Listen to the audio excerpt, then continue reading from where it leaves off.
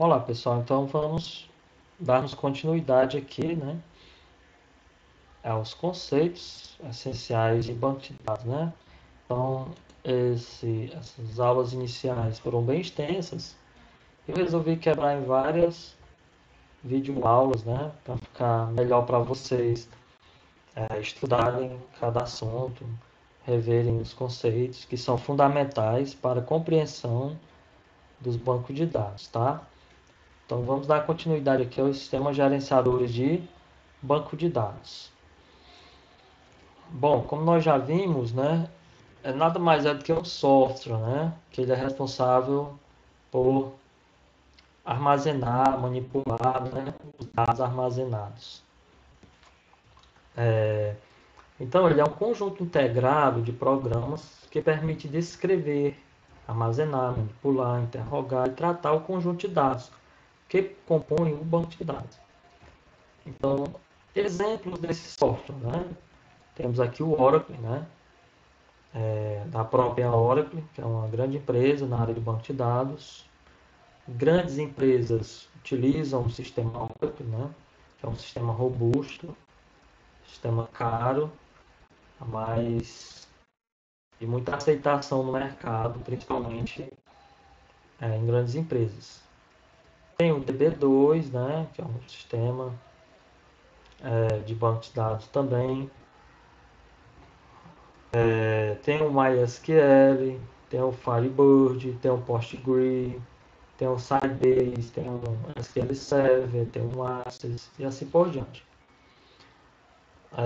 Possivelmente devemos utilizar, né, o MySQL, o sistema de banco de dados free, né, e o Postgre também, tá? Bom, algumas características: prover independência física e lógica dos dados. Então, esses conceitos aqui nós já vimos através daqueles modelos, né? Independência física, independência lógica, né? Prover também o quê? Controle de redundância de dados, né? Lembram da redundância?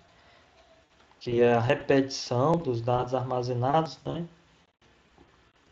Facilidade de consultas, né? Ou seja, recuperar um dado que já foi armazenado. Garantia de integridade desses dados, ou seja, os dados possuem regras de integridade, que a gente vai ver mais na frente. Compartilhamento desses dados, ou seja, no mesmo banco de dados ele pode prover acesso para várias pessoas simultaneamente. Prover também a segurança desses dados, né? Os dados têm que estar inseguros. Bom, alguns componentes aqui do banco de dados, né?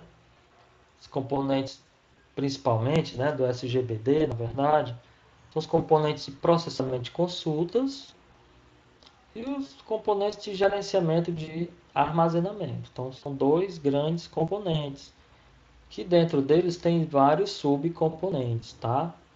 O de armazenamento estão ligados diretamente à base de dados e aos metadados, tá? E o de processador de consulta estão diretamente ligados às aplicações, às requisições dos usuários via aplicações. Então aqui nós temos um modelo mais detalhado de um SGBD, em que temos vários componentes, né, de cada gerenciador daquele, por exemplo, aquele gerenciador de consulta, processador de consulta, né, pré-compilador, compilador DML, assim por diante. E gerenciador de armazenamento, temos aqui três componentes, né, que aí eles já estão diretamente ligados aos dados armazenados, tá? Alguns usuários do banco de dados que possuem funções bem específicas são os projetistas de banco de dados, são profissionais que constroem os modelos, né, que entendem bem divisão de banco de dados, integram novas partes, né, da base de dados, né. Temos também o DBA, que é o Database Administrator, ou administrador de banco de dados. Esse cara aqui, ele é responsável pelos modelos lógicos e físicos, né? Então é o cara que administra o banco. Então ele está diretamente trabalhando com a eficiência do banco de dados, com controle de acesso, com senhas, como monitoramento de performance, sintonização de bases de dados. Então ele é um cara especialista em banco de dados. Então é um cara muito requisitado nas empresas, né? Qualquer um de vocês podem se aprimorar, se especializar, se tornar um DBA. É um profissional muito bem pago também, né? Mas possui grandes responsabilidades, tá? Também temos o analista, né, que é o cara que vai trabalhar com o projeto da aplicação, que vai com isso, né, entender do banco de dados para que possa definir quais dados serão armazenados, né. O programador, que é o cara que vai construir a aplicação, também implementar o banco.